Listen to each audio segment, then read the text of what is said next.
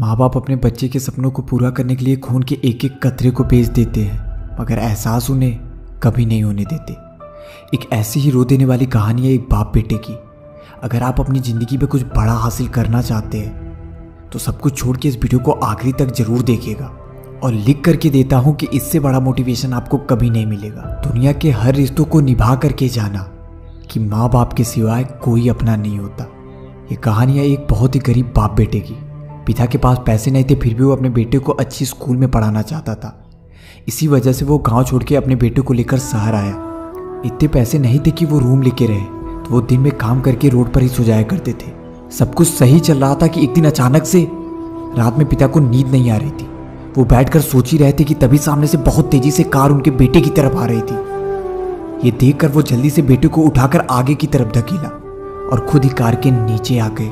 और बेटे ने जल्दी से पापा को गोद में लेकर जोर जोर से रोते हुए चिल्लाने लगा कि कोई मेरे पापा को हॉस्पिटल ले चलो, प्लीज मेरे पापा को हॉस्पिटल ले चलो।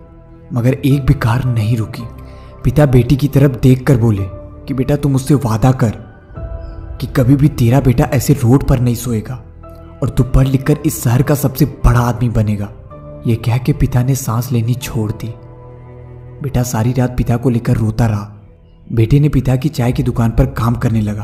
होता है ना, पिताजी के होने का एहसास कभी नहीं होता, लेकिन ना होने का एहसास जिंदगी भर दर्द देता है। यही सब सोचकर वो हर समय रोता रहता और सोचता रहता कि कैसे मैं इस शहर का सबसे बड़ा आदमी बनूं और कौन सी ऐसी पढ़ाई करूं। हर समय उसके दिमाग में यही सब चलता रहता। एक दिन उसके चाय की दुकान पर डॉक्टर आए और चाय पीकर बोले कि पैसे मेरे हॉस्पिटल में आकर ले लेना। जब वो हॉस्पिटल में पैसे लेने गया तो डॉक्टर उसके गंदे कपड़े देखकर चिल्लाकर बोला कि भाग बाहर और गेट के बाहर से पैसे मांग, गरीब कहीं का। और जितने भी लोग वहां थे ये देखकर हंसने लगे। रोते हुए कहा कि आज आपने मेरे सभी सवालों का जवाब दे दिया। आने वाले कुछ सालों में मैं इस हॉस्पिटल के सबसे बड़े पद पर आऊंगा और तब हम जैसे गरीबों को नहीं, आप जैसे अमीरों को बाहर जाना पड़ेगा।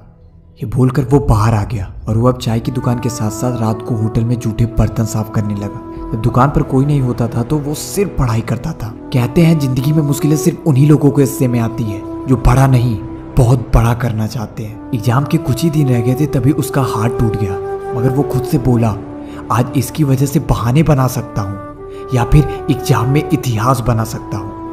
और वो एग्जाम की तैयारियों में लग गया और जब रिजल्ट आया तो वो टॉपर था। वो भागकर आसमान की तरफ देखकर बोला, पापा I love you so much. मैंने कर दिखाया, आपके बेटे ने कर दिखाया। फिर कुछ साल बाद उसी हॉस्पिटल में उसकी पोस्टिंग हुई और अब वो डॉक्टर बूढ़ा हो चुका था। उसी डॉक्टर के सामने जाकर पैर छूते हुए बोला कि आपने मुझ जैसे गरीब को इस हॉस्पिटल से बाहर किया था और आज भगवान ने मुझे इस हॉस्पिटल का मालिक बना करके भेजा है। थैंक यू सो मच दोस्तों वीडियो को देखने के लिए। बस आपसे यही कहूँगा कि हमारे कई दिन की मेहनत को आप अपने सबसे ज़्यादा प्यार करने वाले दोस्तों में ज़रूर शेयर कीजिएगा। और हाँ, चैनल को सब्सक्राइब किए बिना बिल्कुल मत जाइए। धन्यवाद। Thanks for watching.